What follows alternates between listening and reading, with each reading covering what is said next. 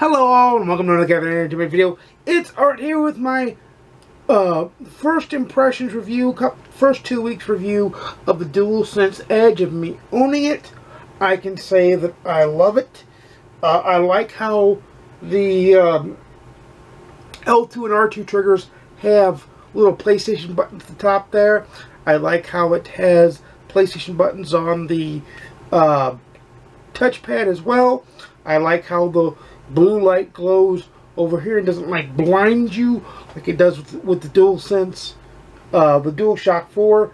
A little bit less the DualSense regular by itself, but I like how it does everything. I also like that you can have up to 30 profiles stored on the PS5. 4 can be loaded on the controller itself and can be pulled up by using one of these function buttons right here, where my finger's at, right here. And I do have the profiles set. Default has to stay where it's at. Unfortunately, you cannot change default. And I kind of understand that because there's not a lot of...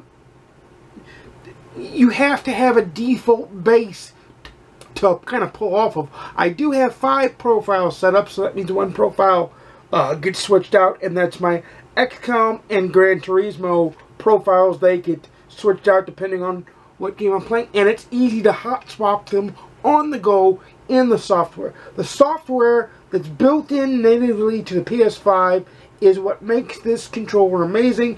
It's intuitive, it's nice. As you can see, I've already replaced the regular sticks with Sony's version of the high profile sticks. They're about the right height for me. I no longer need the Control Freak's high profile sticks on, or the control rings on, so I leave those on the regular DualSense when I play baseball with the regular DualSense. But mainly this has been my controller reviews for 2 weeks, and I love this controller. I cannot go back to not having this controller in my arsenal. This controller is amazing. It comes with a 1-year out-of-box warranty from Sony, which I love to death. I think it's very enjoyable. I like the 2 sets of back pedals. I don't use the lever.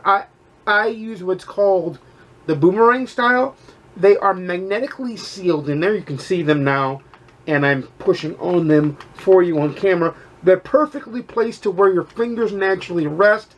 I usually set, for like baseball, your R1 pitch, usually you have to do one of these, which for my hands can be tight, so I set R1 to right here. So it's much easier for me to just go X, circle, and then for hitting, I have my X button set to right here, so it's a much quicker, and boom. Much quicker, boom. And then I use the L1 in baseball for pickoffs or stealing bases. So it's very easy. I like that there's replaceable modules. I haven't had to use any, but I like, instead of just janking the controller or chucking the controller, you can replace the joystick modules if they experience joystick drift. This controller just feels like it's built for heavy use gaming. It's built for battle, and it truly gets a lot of use from me. Should everyone buy this controller? No. And here's why. Here are the drawbacks that I find with the controller. Oh boy.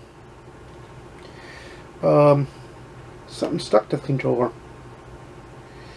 Alright, that was easy. Just flick that in the floor.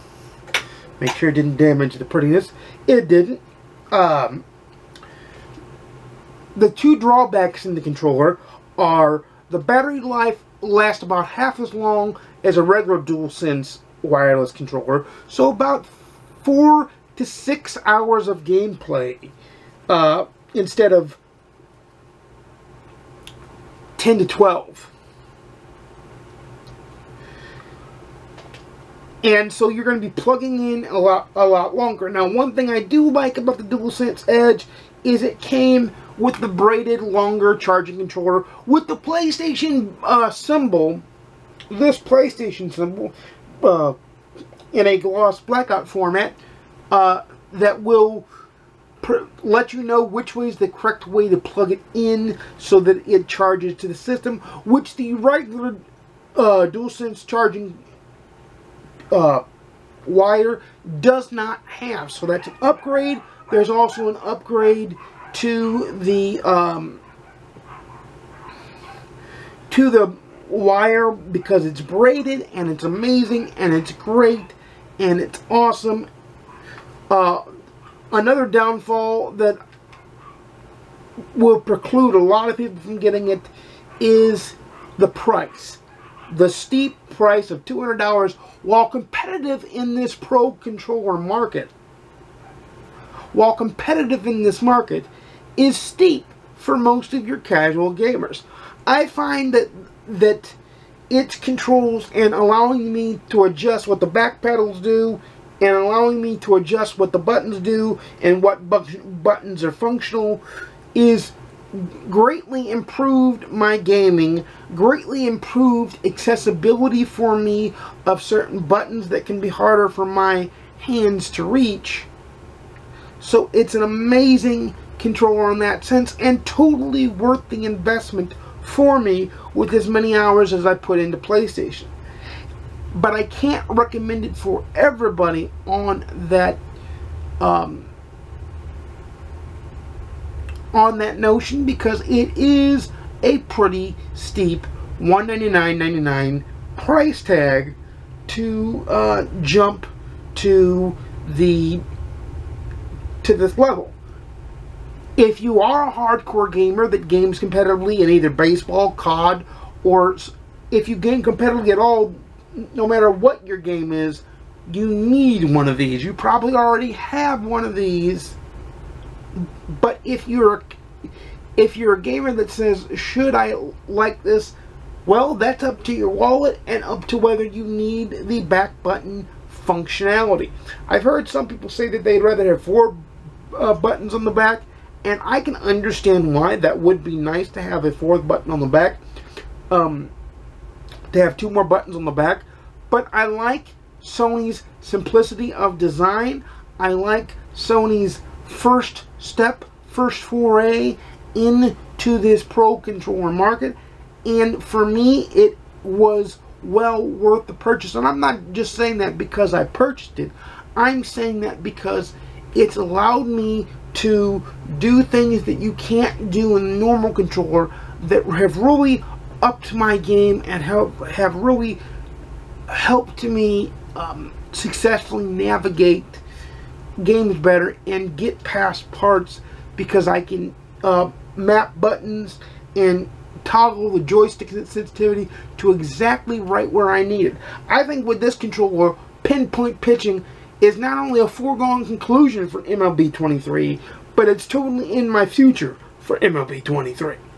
I'm just saying that right now because I can literally grasp it. I'm gonna sit there when MLB 23 comes out in about a week and a half from, well, about a week and a half from me filming this, and about 4 days from you guys seeing this. So that's going to be the true test. I'm also going to do a 6-month and a 1-year review to see how this controller stands up. So if you're on the fence about it, wait for those reviews. Let me get some more time with it. Let me break this sucker in, put it through its paces even more. But I can tell you through the 2 weeks I put it through the paces, this has pretty much been the only controller I've used. It's been totally worth the buy, and it's totally stood up to the test of my hardcore gaming nature. But if you're on the fence or have any questions, leave those in the comments down below. Let me know what you think about the DualSense Edge controller.